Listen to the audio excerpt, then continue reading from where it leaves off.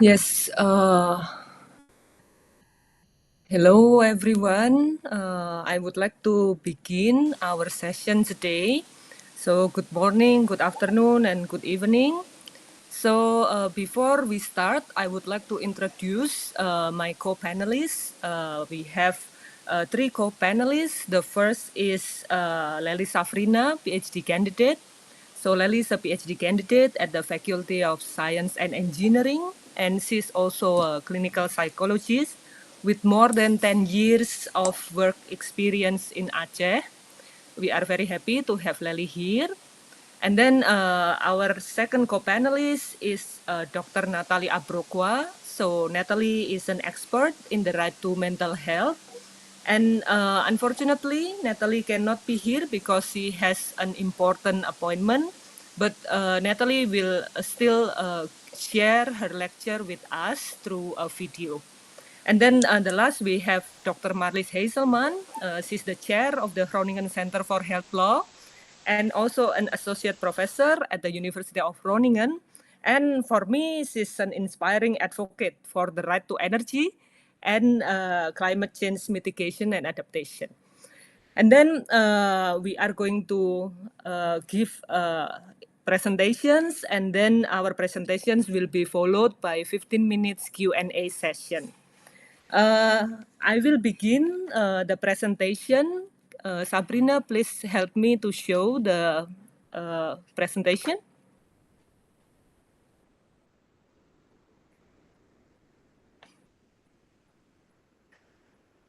Yes, so my presentation is entitled Imagining a Climate Change Course with a Mental Health Perspective in Indonesia. Next.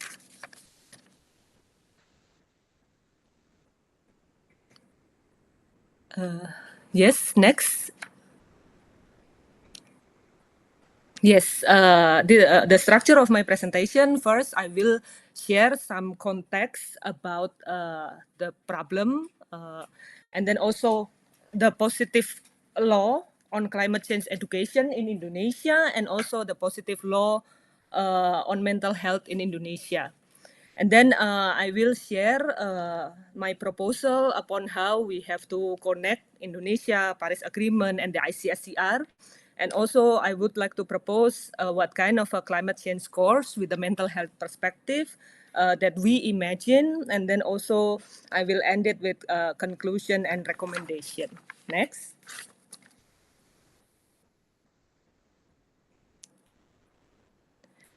So the context, the climate change education in Indonesia. So in Indonesia, at the moment, we have the formulation of the guidance on climate change education in Indonesia by the Ministry of Education, Culture, Research and Technology in 2024.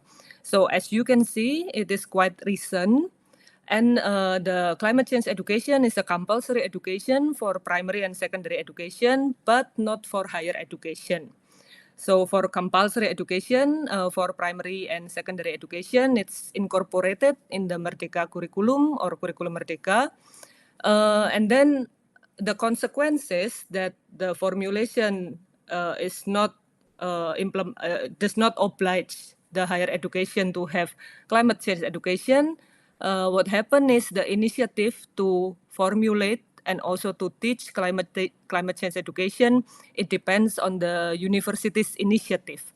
And so far, based on my research, I found that in Universitas Gadjah Mada and in Universitas Indonesia, they have already developed climate change education.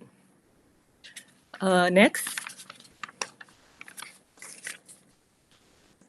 And then in the context, the mental health in Indonesia, it's still very problematic because there is an enduring stigma and neglect surrounding mental health. And also the problem is being exacerbated by the chronic lack of adequate infrastructure. So I show you the picture of someone being physically restrained.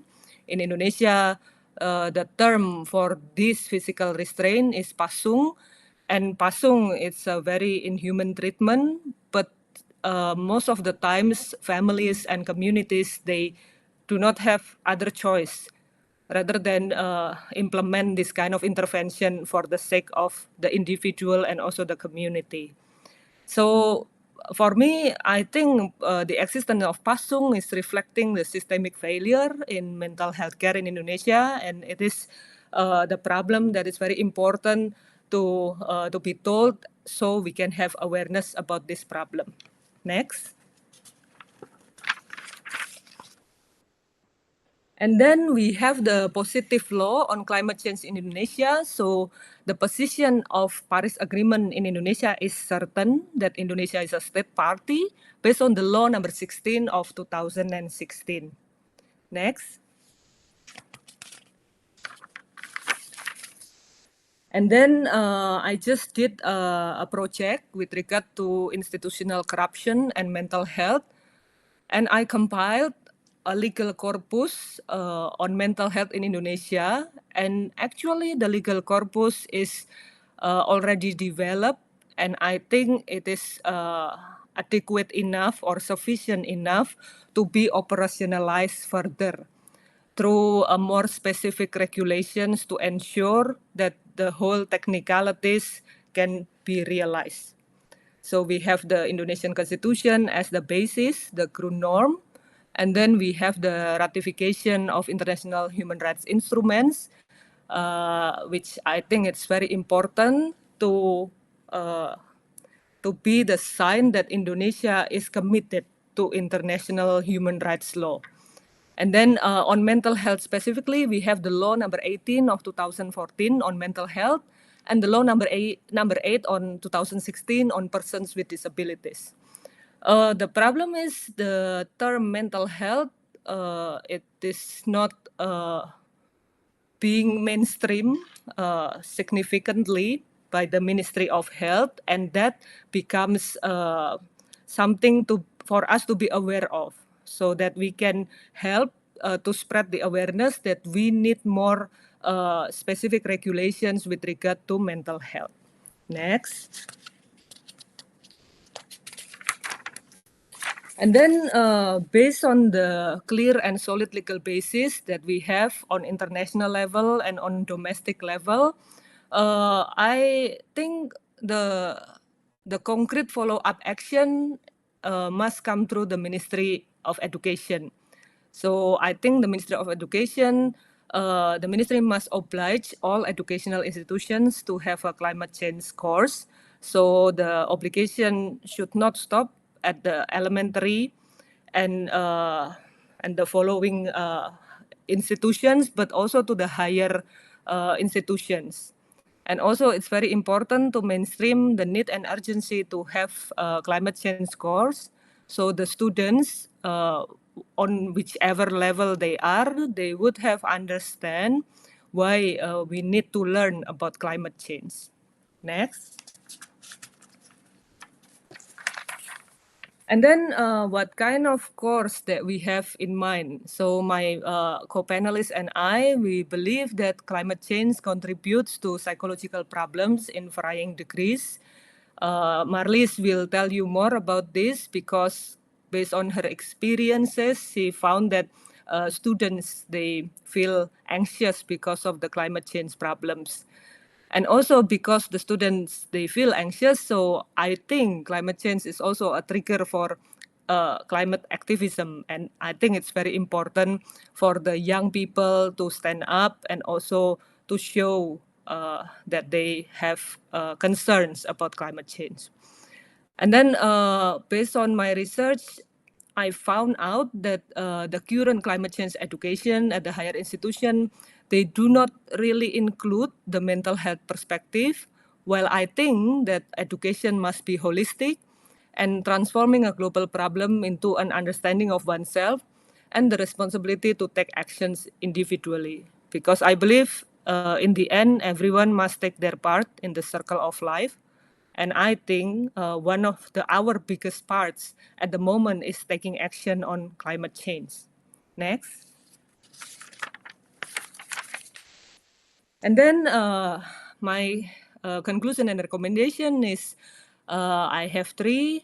First, we have to develop a climate change course specifically for higher education through the interministry collaboration. For example, the Ministry of Education and the Ministry of Health, because the mental health part, I think the Ministry of Health is the most suitable institution to provide insights about it. And then for the climate change course itself, I think it's important that we have the phase one. On the national level, we must adopt a centralized model as a national guidance because at the moment, the climate change education relies on the initiative of individual universities. And then after the phase one is completed, we can assess it, probably 5 years. We can enter the phase two, which is the gradual transition toward diverse university design model. So I think eventually, I think it's good if the universities, they have space for discretion to develop their own climate change course by following certain standards from the government, because I think every individual, they are unique and they can provide unique contributions to combat climate change. And then with relations to the Netherlands, of course, we have to exchange lessons with the Netherlands to study, design, and eventually improve the climate change course with special focus on the mental health dimension that Lely and Natalie will tell us more about it. So that's the end of my presentation. Thank you very much. And then I would like to give the floor to Lely. Lely, time is yours.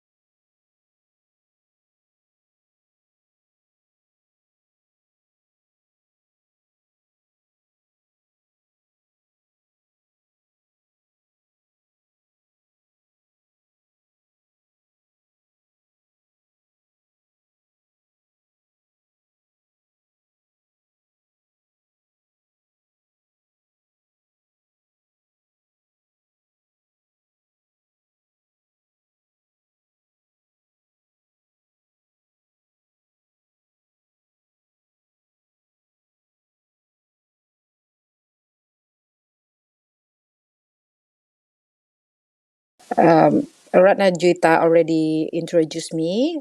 Actually, I will clarify that I'm from Faculty of Behavioral and Human Sciences from Clinical Psychology Department.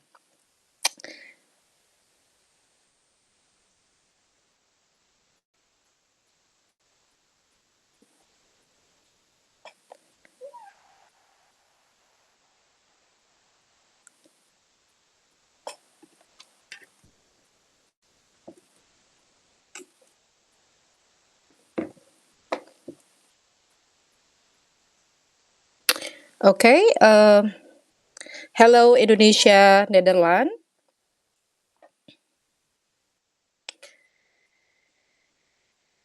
I'm Lely. Thank you, Ratna, for the time. And I will clarify. I'm from Faculty of Behavioral and Human Sciences from Clinical Psychology Department, University of Groningen. So today we will discuss about climate change and mental health, and how our changing environment affect our emotions, thoughts, and lives. You know, sometimes it's like feel the weather has having mood swings. uh, One day it's sunny and the next couple day will be flooding. So but just like climate, our minds also react to change, and that's what we'll explore today. Next slide, please. Yeah. um, We can see that climate change already profound impact on mental health. It's growing research everywhere. It can see in our screen the European climate change uh, already. Okay. Yeah, sorry. So climate change can if can influence our mental health in such a bad way. So through direct extreme weather, and also through the long term climate change situation, not only affect our individual but also our community. So, for example, people who lose homes of livelihoods will be experience PTSD, depression, worriness. So it's globally happens. Next slide.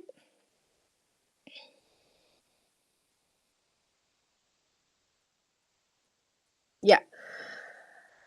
How about in Indonesia? So same situation happen in Indonesia. We see similar pattern.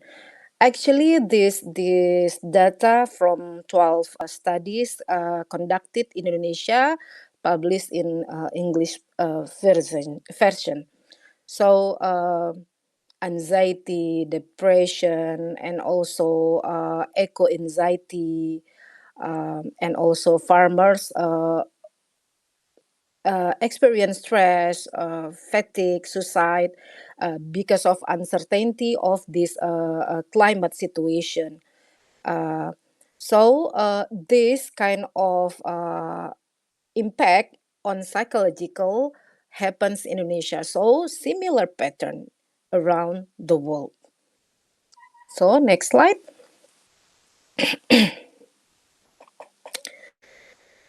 So despite the growing concern, researchers in Indonesia about this impact into our psychological situation, however, most studies are short term, so we don't know the long term of climate on mental health. Most data come from Java, but not from Eastern or Western Indonesia. So we also only focus on young people and farmers, and we need more studies on the uh, varieties of groups in Indonesia. So and then the psychological impact only focus on anxiety and depression for now, and less focus on eco anxiety, solastalgia, suicide, or complex trauma. Actually, eco anxiety and solastalgia is a new term. New term of psychological impact of mental health disorders related to climate change and global warming. And even it's not already classified as disorder based on Association Psychological American Association. So it's not yet established as a disorders or psychological impact in uh, classification of mental health problems. Next slide.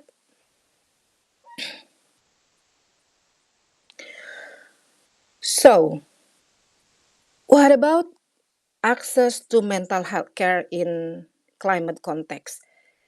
If we can see without climate context itself, that's already addressed by Ratna, the access already limited.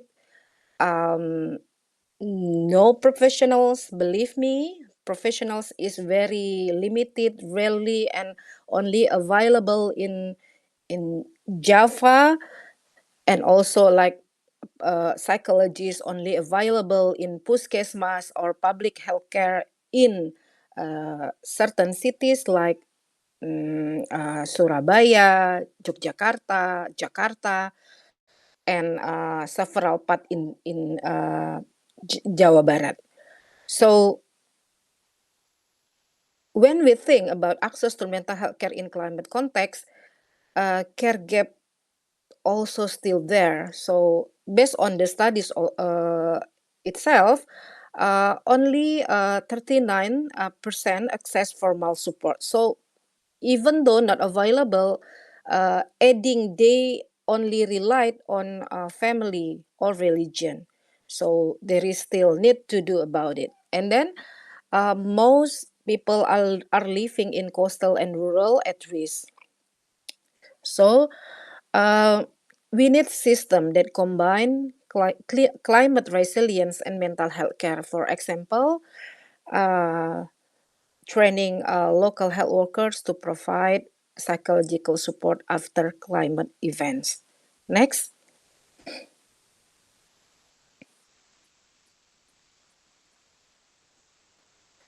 So, based on the studies in Indonesia, there are recommendation.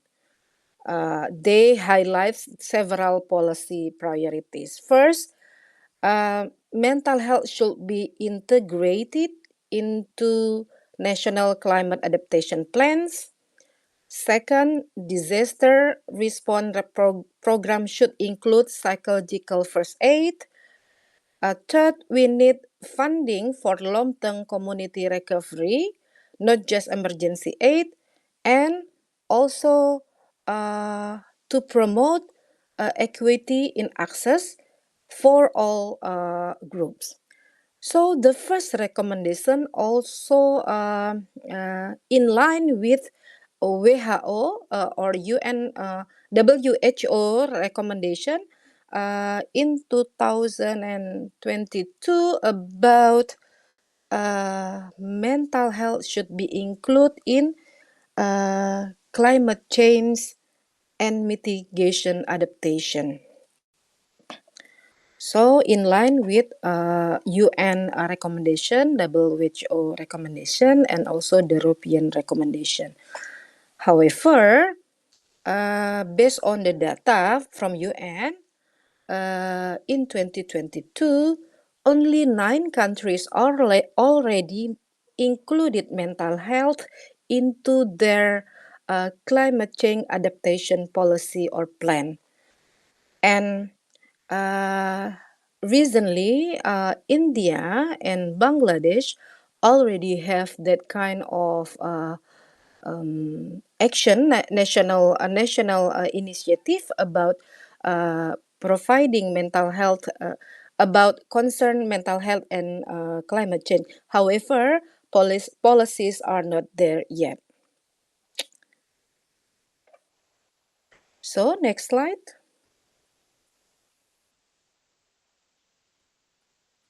So, besides policy, we can take other steps. We can it's also from the recommendation from studies in Indonesia.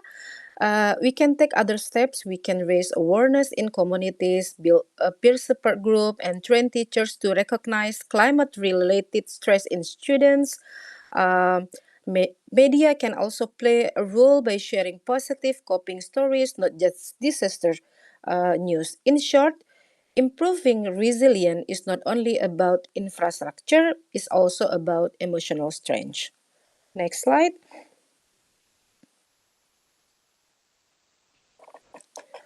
So, um, in line to Ratnat's imagination, why integrate mental health into climate curricula? Okay, Indonesia, uh, Indonesia is one of the most vulnerable climate risks. So, and 42 million people living in coastal area, they are so vulnerable. And then, beside the climate risks are high, Indonesia mental health gaps are deep because climate change policies itself, based on climate change evaluation by international researchers, are insufficient. Even though our president already mentioned that in 2020, in 2030 we will be zero emission, but policy to adapt that what we call initiative is not there yet. So it's impossible. And then limited services only available in Java. So mental health gaps are deep, and education is the solution. Why? Because most population now in the young age, and also we can build resilience and awareness from primary to higher education. So yeah, we have curriculum Merdeka is about climate change, but not their mental health, as Ratna said, and so uh, education is really important right now uh, to make our population are aware and build resilience step by step. Next slide.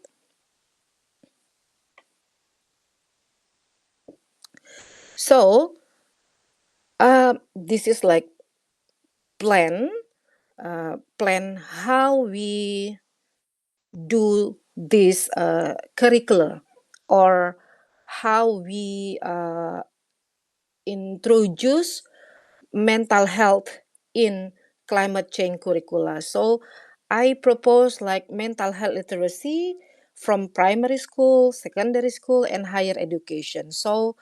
Uh, so the competencies that we are achieve for that young age will be designed based on their type of cognitive ability. So, for example, from primary school, we can say about how they feel about um, current weather, something like that. So, it will bring um, emotional responses to environmental issues or local community healing stories.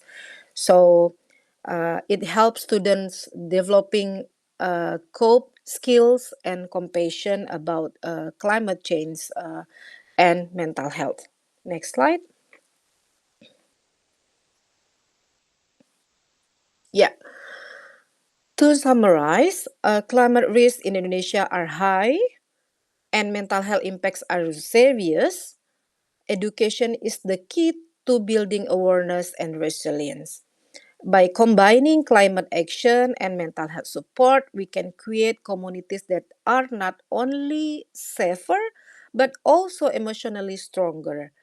To close, so uh, if the climate, to close, if the climate is getting hotter, let's make sure our heads stay cool. Thank you very much.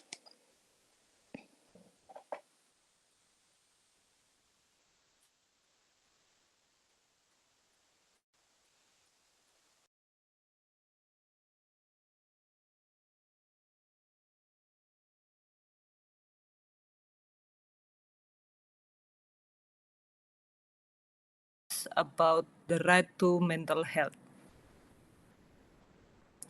Please, Sabrina, play Natalie's video. Thank you. Hello everyone, my name is Natalia Brocqua, and as part of this session we will now have a closer look at the importance of the mental health dimension, namely a human rights law perspective. Now, let's see how human rights law addresses mental health and what does that really mean, what does that imply. So, the very first international human rights document is the Universal Declaration of Human Rights from 1948.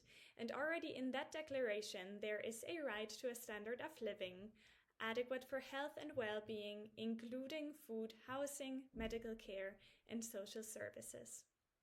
After this initial human rights document, international human rights law has developed into various international human rights treaties, and there are two main treaties. One of them, which includes the right to health, is the International Covenant on Economic, Social and Cultural Rights, and we will have a closer look at that in my quick session here. But there are also a set of international human rights treaties that look at a specific group of the population that include the right to health.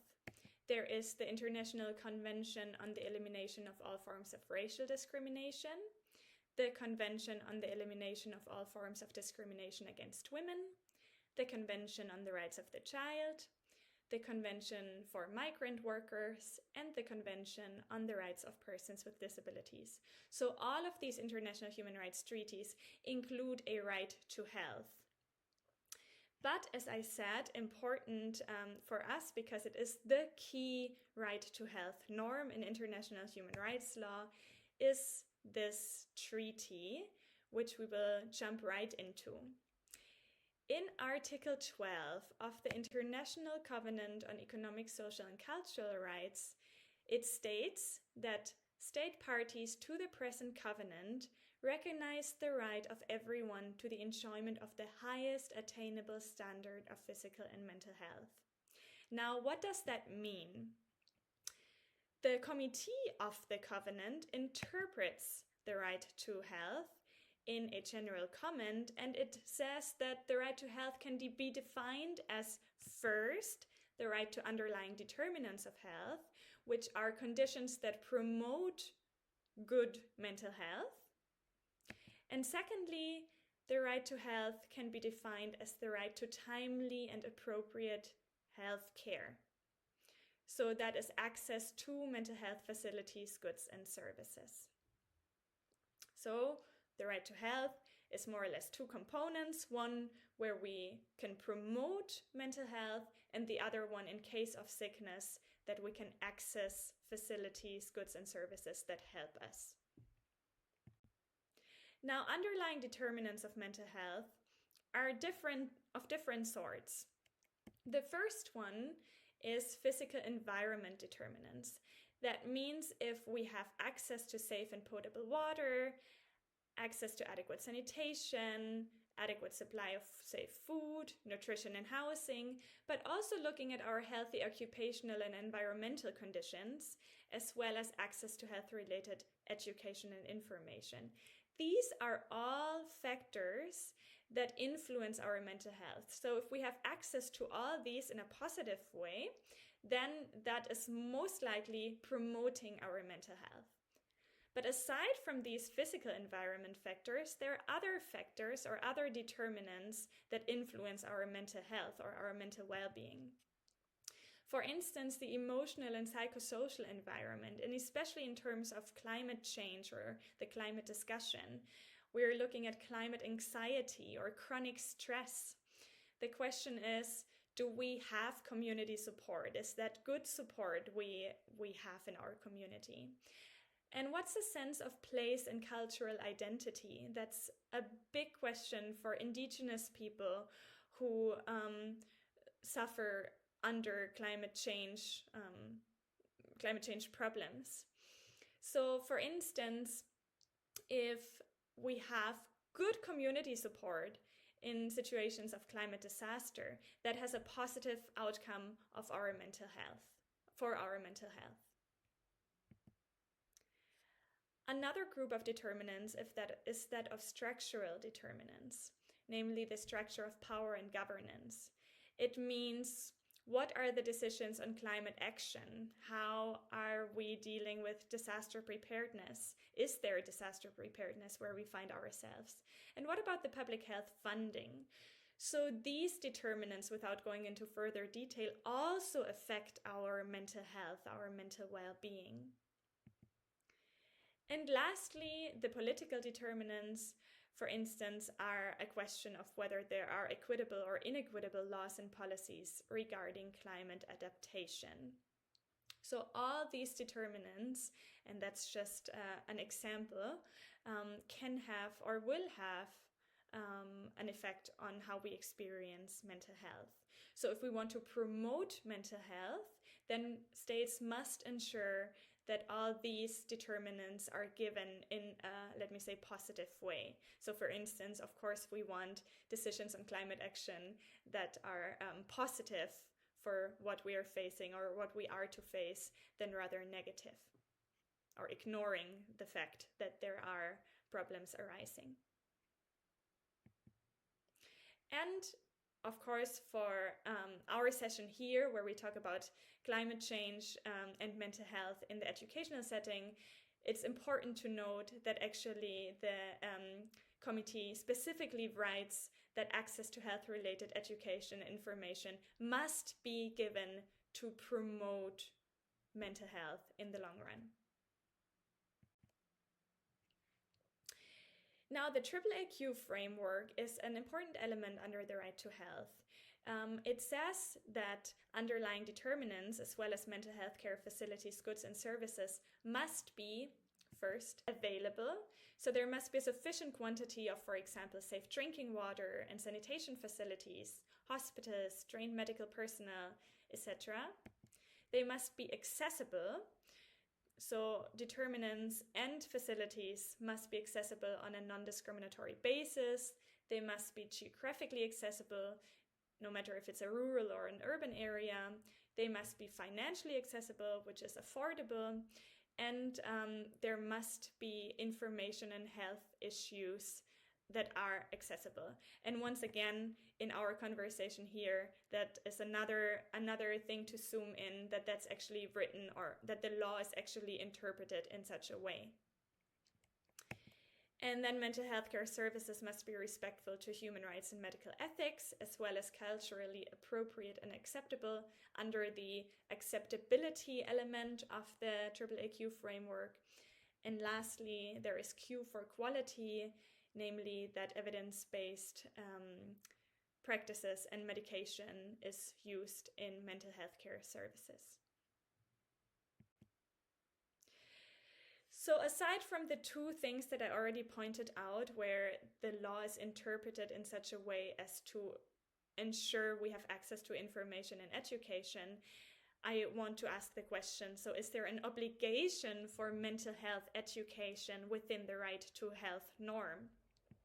And for that, we can look at the second part of Article 12, namely the steps that states must take to ensure the full realization of the right to health, namely including the prevention, treatment, and control of diseases, or the creation of conditions which would assure to all medical services and medical attention in the event of sickness. And in these two parts of that section of the article, the committee once again interprets clear obligations for states regarding mental health education. One of them, as part of the right to prevention, treatment, and control of diseases, states are obliged to promote social determinants of good health, including through education. And with regards to the right to health facilities, goods, and services, states must include the provision of access to health education. And lastly, under the obligation to fulfill the right to health, the committee interprets that this includes the promotion of health education and information campaigns. So it's very clear in several instances of the interpretation of the right to health there are indicators that mental health education is part of the obligation states have to fulfill. And in the very end of this document, of this general comment, the committee is very specific. There is a list of core obligations under the right to health, but the committee also has a list of obligations that are of comparable priority to core obligations. And here the committee clearly writes that providing education and access to information concerning the main health problems in the community, including methods of preventing and controlling them, is an obligation under the right to health. And that's not exclusively for climate change or the climate change discussion, but also as part of that. So that was a very quick introduction into the right to health, into the right to mental health, and why it's important to include mental health in discussions, in education and information, also as part of climate change. So what I want you to take away from this session is that mental health is a protected human right, that the underlying determinants must be addressed to promote mental well-being. And in the era of climate change, mental health services must still meet the AAAQ standards, namely they must be available, accessible, acceptable, and of good quality. Mental health education and information is not optional. They're obligations under international human rights law. So, governments, health systems, and civil society must integrate mental health and mental health education into climate action and disaster preparedness. Thank you very much for your time.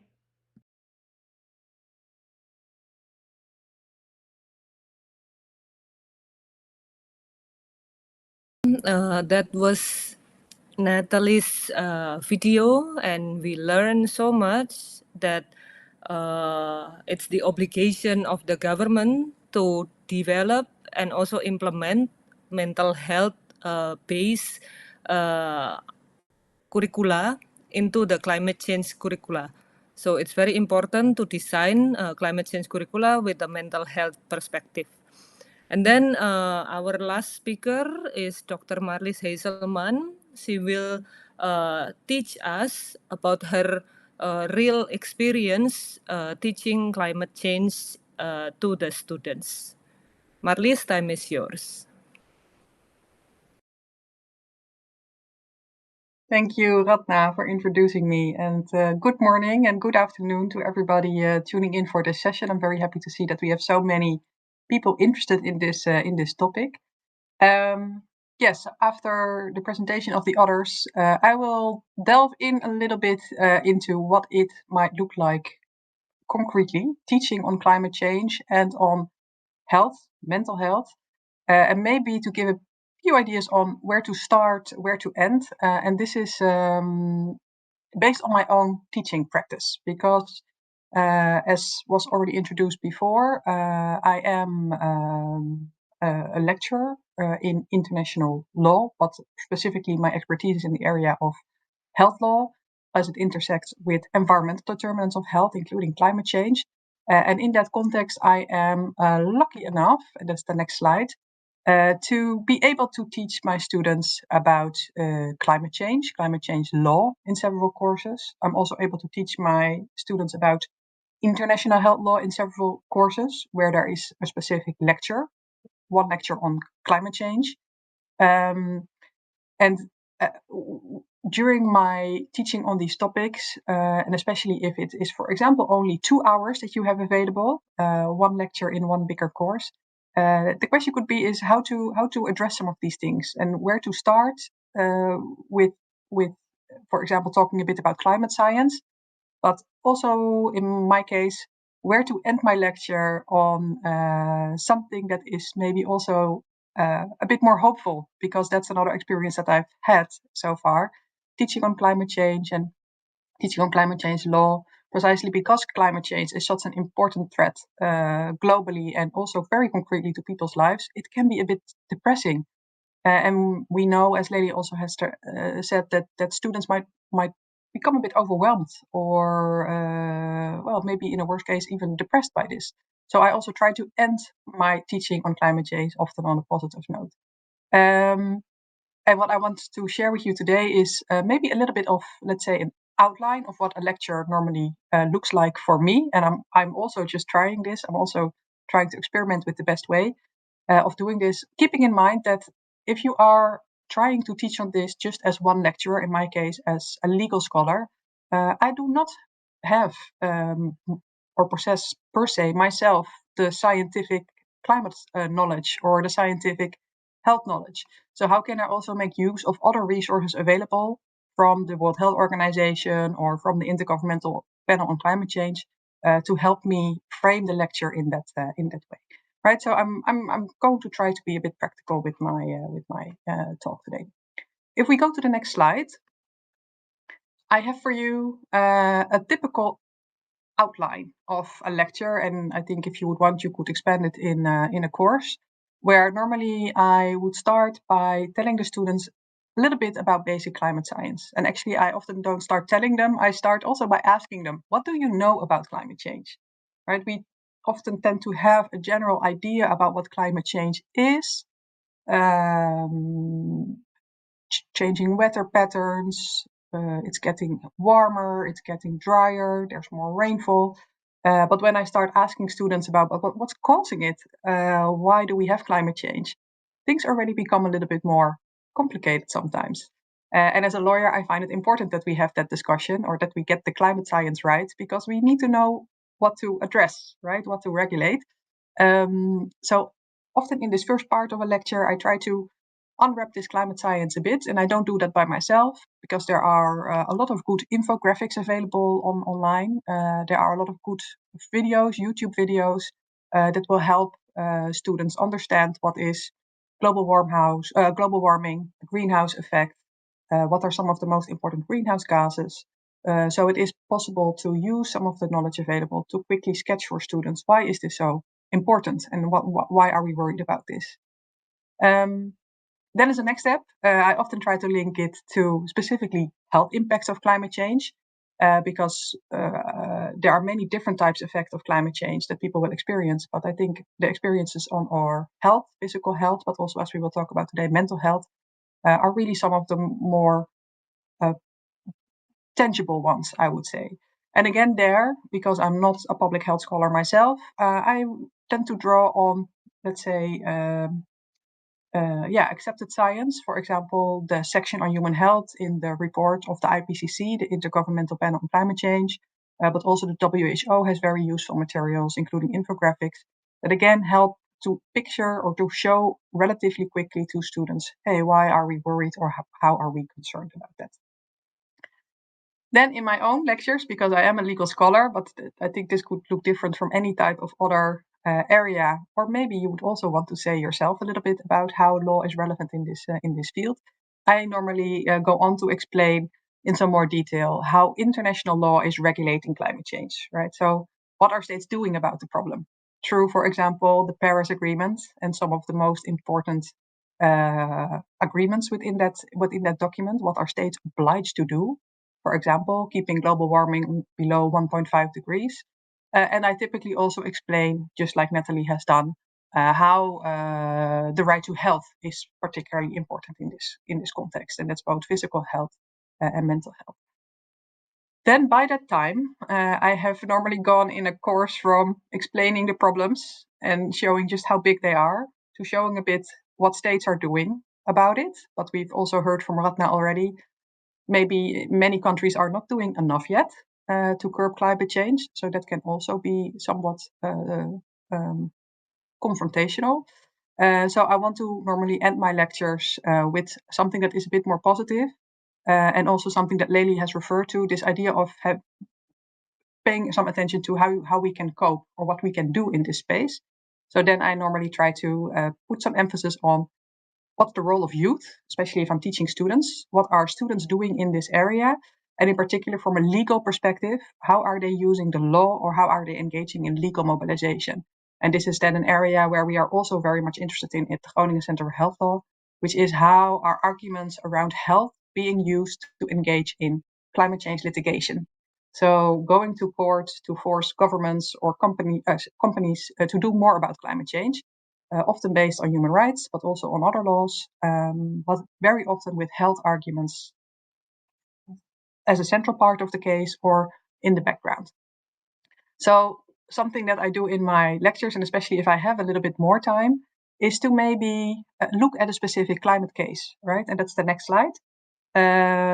What have young people already been doing globally to litigate on the climate and to make use of health arguments? And then I will go to the next slide, please. Yeah. And a case that I often use because it involved 16 children, young persons below 18 from around the world, is a case that was launched a couple of years ago at the UN Committee on the Rights of the Child, where, amongst others, Greta Thunberg, but also a range of other young climate activists from really all around the world. I don't think Indonesia was involved. I don't think somebody from the Netherlands was involved either.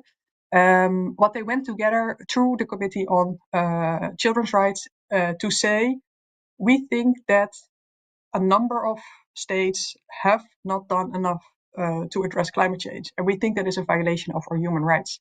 In particular, we think that climate change and the lack of effort to address it is violating our human right to life, our human right to health, and in some cases, depending on where children are from, also their rights to culture, for example, for indigenous peoples.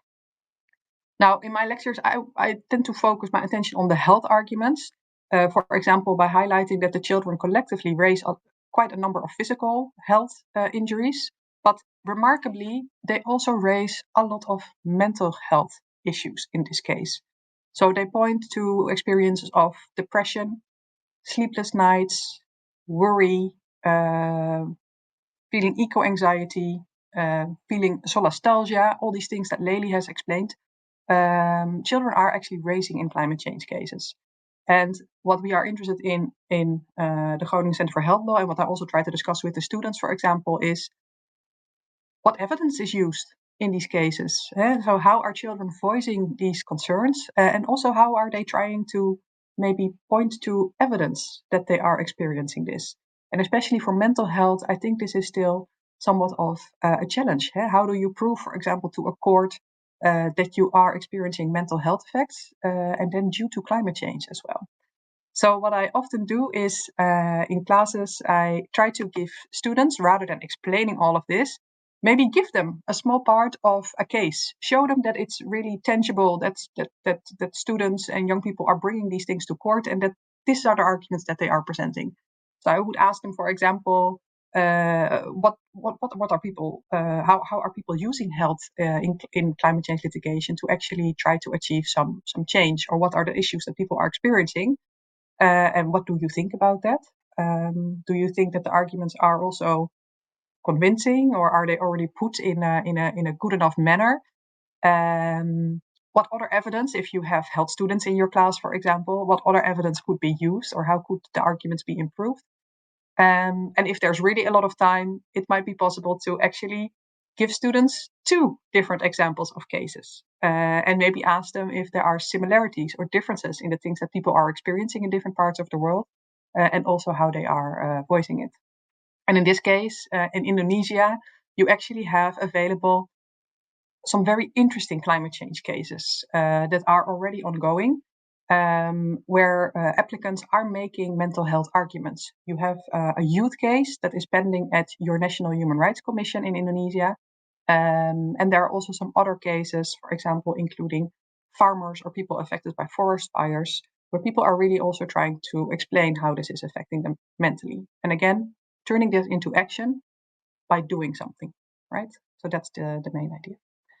Then if we go to the next 2 slides, because maybe I will skip one.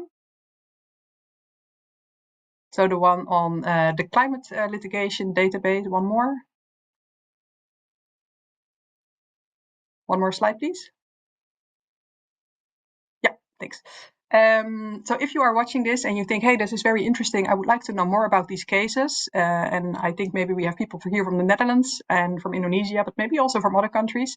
There is this very large database, and this is going to be the last part of my talk, where I'm going to say that if you are interested in teaching in this area, and also if as we are interested in developing a climate course with this session, there are a lot of resources available already that you can use and tap into. This is one important one. It's a climate change litigation database, a global one, from Columbia University in the US, where they are collecting cases from all over the world, often with the help of people locally actually reporting on those cases. So you will see that there are cases from Indonesia there listed, and there are also cases from the Netherlands, but also from many other countries. Then next slide, and that's my final slide. And that's maybe also the main takeaway. For me, as somebody who is interested in this area, climate change from a perspective of law, health from a perspective of law, it is almost impossible to teach on that without an interdisciplinary approach or interdisciplinary perspective. But there are these limitations sometimes in terms of what you have in-house yourself as relevant knowledge to convey. So I think it's important to find ways to tap into some of these existing resources to fill some of those gaps. And there we have a lot of accessible science available. I find at least also through, like I said, the WHO, the World Health Organization, or the Intergovernmental Panel on Climate Change, or even other scientists who have tried to put certain knowledge into more digestible ways. And I think students find it very attractive to sometimes also see some of these videos or infographics rather than having me just explain it or just having a slide. There is also a lot of there are a lot of things happening on climate change and health education in general, including increasingly with a focus on mental health, including increasingly with a focus on litigation. One area where there is a lot of resources developed is by the Global Consortium on Climate and Health Education. They have online series of lectures, often up to 12 or 14, including as relevant to certain regions, where these online lectures are freely available. So even if it's not always possible to teach on something yourself, it may also be possible to point students to one or two lectures from that course as a way of preparing, for example. Finally, there are actually some resources available on how to teach climate change already. Or how to teach on climate change in a way that is maybe also respectful to students' mental health and to not have students leave the class in a overwhelmed, depressed way. So I can recommend looking into that. The other option is to maybe join networks if they are existing on climate change and health or climate change and mental health. And to maybe also occasionally for classes reach out or invite a practitioner or a young person working on this and to have somebody explain something from their own experience, lived experience, or any type of action ongoing. Of course, you will need a little bit more time in your course in order to be able to do this. Finally, for me, I think I get a lot of positive feedback on this use of using actual examples and stories of things going on in practice, such as, for example, if you want using in the Indonesian context this case that is pending at your National Human Rights Commission or any type of other litigation that is ongoing, because it makes this topic also, concrete and tangible. So these were some of the things that I wanted to share as we are also going forward with thinking of how we could design teaching in this area and how to maybe design a course, whether that is a course of more lectures or whether it is one lecture in a larger course. I hope that you received some ideas and I also warmly welcome everybody to share back their ideas with me because we have to learn about this together. Thanks so much. That's the last slide. I look forward to our discussions and our questions.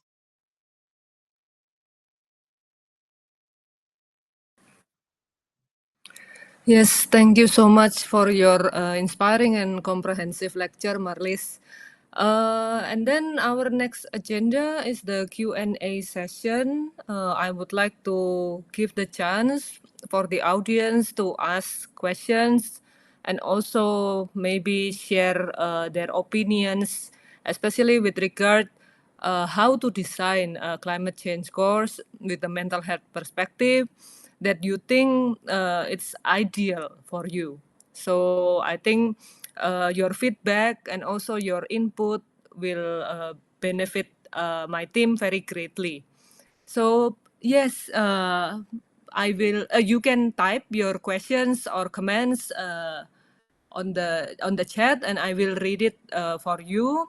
And also, if it's possible, you can direct your question specifically to any one of us.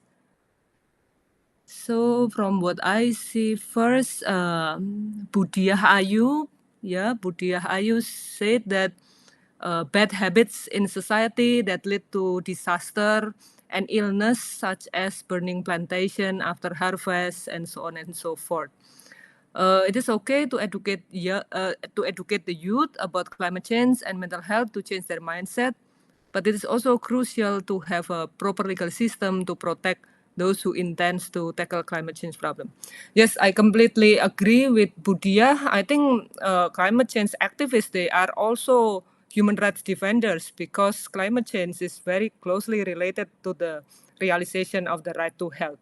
So I would like to give the chance to my panelists to also comment on Budia feedback. Marlis, you can go first. Yes, thanks. I think that is an excellent comment, and you point exactly to the challenge that climate change faces in many different countries. Is that we are trying to undo a lot of the harmful behavior that we've been doing for a long time, often indeed in the name of money. I think in many countries, climate change litigation is a test also of the legal system and how well it is working, and how well governments are willing to respond also to judgments. So actually, often when we are talking about climate change litigation in our work or in our work at the Groningen Center for Health Law, we do not only focus on litigation as something that is a legal process. I'm going to a court and I'm getting an outcome, and then I hope it's going to be implemented, because we also know that that can sometimes be a quite naive way of looking at how litigation works. So we are always interested in positioning going to court and legal mobilization as also something that is done strategically, as a process, as an opportunity to point out where things are going wrong, where there are injustices, where there is need for change. And depending on the legal system in which that occurs, this will require, or this will get more or less a pushback. And in some countries around the world, this type of litigation might also sometimes even be dangerous.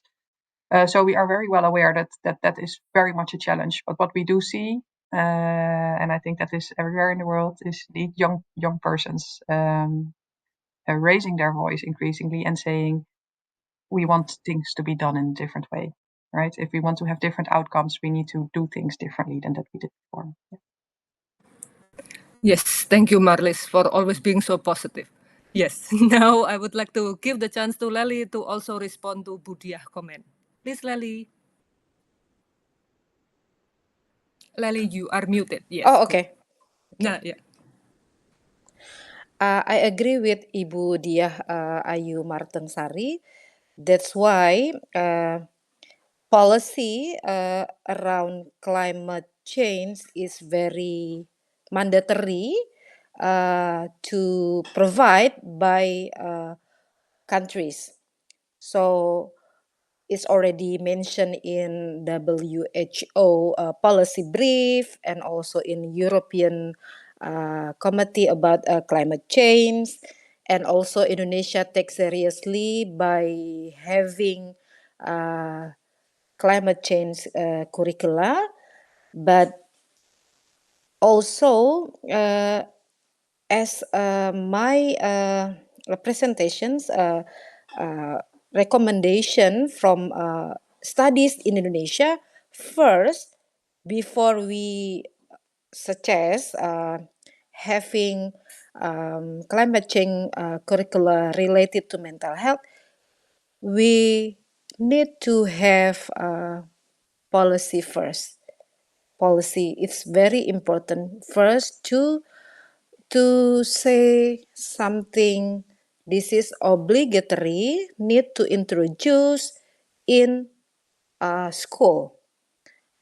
So it's really important to have policy first. That's why only 9 countries have it now. So if you want to serious to do this, we need to encourage our government to establish the policy. So as Marley said, uh, using youth voices to encourage government to establish policies, and then to collaborate with researchers, scholars who studied about the health impact and also mental health impact, also as a way to climate action, I think. Thank you, Ratna.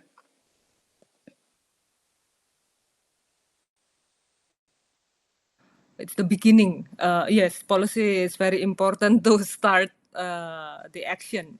I always forget to unmute myself. Sorry. And then I heard from Sabrina that there is someone from on site would like to ask question. Please feel free to ask question. Someone from IPB at the moment. Boleh agak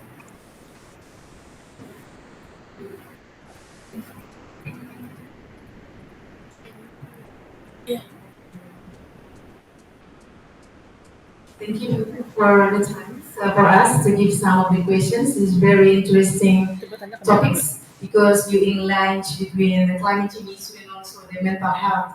Introduce myself. My name is Edrida Pulungan. I was policy analyst in the Parliament, running on the government affairs for Secretary General, House of Regional Representative of Indonesia. So since 2021, I was the think tank of climate change management law. So when I see this perspective, it's like novelty because you're trying to see how the climate change trying to impact for the mental health. So my questions, because there's 3 panels here, Bu Rana, Lely, and also Marlis. Maybe one of you come from Netherlands, right?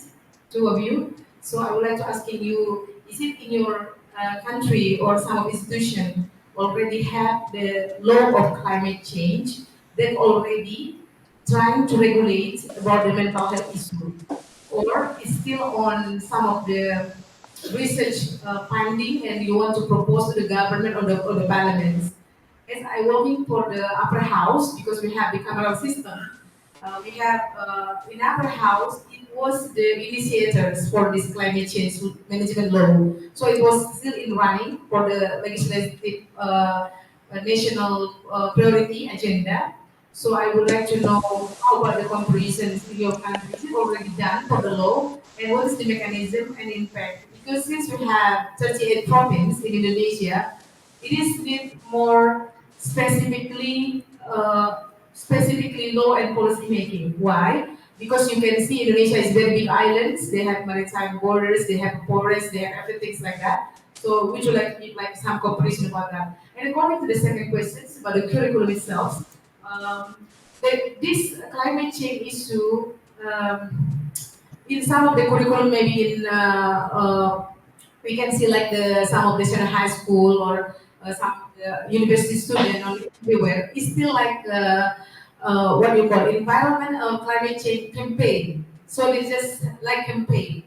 Just say that we need to have like recycle, reuse. It's like a habitual action about the climate change in impacting to the social and society, but not still in the curriculums. So if in Netherlands maybe pouring rain, sorry, it's pouring rain. So if you make it like maybe in your countries, is it coming to the some primary school in the basic? They already know this or not? Because according to me, I was engaged for the climate change mechanism since I follow the campaign Al Gore. Yeah, Al Gore in 2011 trying to take many voluntary bases in Asia Pacific, especially Indonesia. They trying to take 100 voluntary. I have been 2011 go with this issue, but 2029, 21, with many long time process, I proposed to the parliament as a policy analyst. So it means for us, Indonesia, it is oh, strong, yeah. Sorry, the condition in Bogor is like very strong, yeah, because it's like okay then. what about your mechanism to make this as curriculum? Is it your some of the senators or government maybe make it as a curriculum or still in research and maybe you need to do process? And if it's so, I would like to invite it you, some of researchers, to make a consortium about this. Because I was working for the chairperson now and running for this mechanism. If yes, we can make consortium maybe facilitated by the Netherlands embassy or by the this is coming University IPB or some of the all of US researchers. I will be happy to do it. We can share the email because we can do until now still on public hearing from all the elements from the thinker, private sectors, and so forth. So we need to do something implemented of this law. Thank you very much for this question given. Yes, thank you very much. May I ask your name, Ibu? I didn't hear it Yes. clearly. What Yeah, is my name is Edrida Pulungan. Yeah, you can call me Bu Edrida. Yeah. Bu Yes. Edrida? Yeah. Yes. Yes. Thank you so much for your question and also comprehensive feedback, Bu Edrida. Uh, I would like to give the floor to Marlis first because your question regards the comparison between the Netherlands and Indonesia with regard to the climate policy. And then Lely will tell you more about the current state of curriculum Merdeka. And then I will continue the next. Okay, Marlis, you can go first very quickly. Yes, thank you. Thank you. Excellent question. So I think for the Dutch context on how we approach climate law, I think it is also important to know that we are, of course, a part of the European Union, and the European Union is adopting a lot of climate law, which then is relevant also for the Netherlands to implement. But more practically speaking, in the Netherlands, we also have our own climate law, which includes a specific target and it includes ideas on what to do. And from the EU perspective, we also have targets for energy efficiency, for example. But what is not so clearly integrated in the Netherlands, and this is often that is something a bigger concern for all UN member states, is that there is increasingly a call to actually actively integrate also concerns of health and physical health, mental health into climate law, or to at least make sure that there is more integration. But we have not so far advanced on that in the Netherlands yet. And that is also in part because in the Netherlands, I think we still consider ourselves to be relatively safe, but it is, I think, to some extent, a false safety. And then there was another part to the question, but I forgot what that was. No worries. I think we can go to Oh yeah, Lely. no, Okay. I Oh wanted to yes. make one final more statement to maybe briefly say that I have a very good PhD. His name is El Tamano, and he is actually also researching how across Indonesia the different laws on you have a climate law that is implementing the Paris Agreement, but he's also trying to assess how the different energy laws that you have in your country are together effectively able to implement these climate change objectives, or are they in some ways contradictory? So he is really trying to figure out how your climate laws and your energy laws in particular are also trying to work together to achieve climate targets. And it's not an easy research, I can tell you. But if you're interested in, I recommend to reach out to him. It's Altamano. Yeah. Yes, and then Kak Lely, 1 minute, please. You are I muted. Yes. okay. Okay. From what I'm reading, that from European countries that already implement mental health into their climate change policy is Denmark. So Netherlands is still beyond that. And also, I have teenage children who in school in Netherlands, and I asked them about this climate change impact. They said already introduced in the school. So yeah, what about Indonesia? Indonesia already in, I think, in positive way, in positive initiation by having curriculum Merdeka. About curriculum Merdeka is about climate change curricula, but the problem is there is no policy that said it is mandatory to implement that curricula in schools. That's come back to the policy again. And then there is no mental health in that curricula. I think that's the situation in Indonesia, and also evidence suggests policies, actions, and uh, of course, to bring our resilience to our community by take action. 1 minute. Okay, thank you, Ratna. Amazing. Perfect. Yeah, excellent. Yes, thank you so much, Marlis and Lely. Now, I just want to add very little thing that we would love to be part of your consortium, Bu Edrida. Just email us. We would be very happy to participate and provide insights on this matter. And then I would like to close this session by remembering Dr. Jane Goodall. She just passed away, but she told us we must never lose hope. Yeah, because when we lose hope, we will become apathy towards the whole situation, and that is not good. We believe that with mental health inside the curriculum of the climate change education, we can keep on saving that hope, and then we can progress further. And then I would like to say thank you to the audience and also to the winner committee for their excellent guidance. And then we hope to see you all again next year. And thank you very much to my lovely panelists. Thank you. Yes, goodbye everyone. Thank you so much. Yeah. Have a nice day.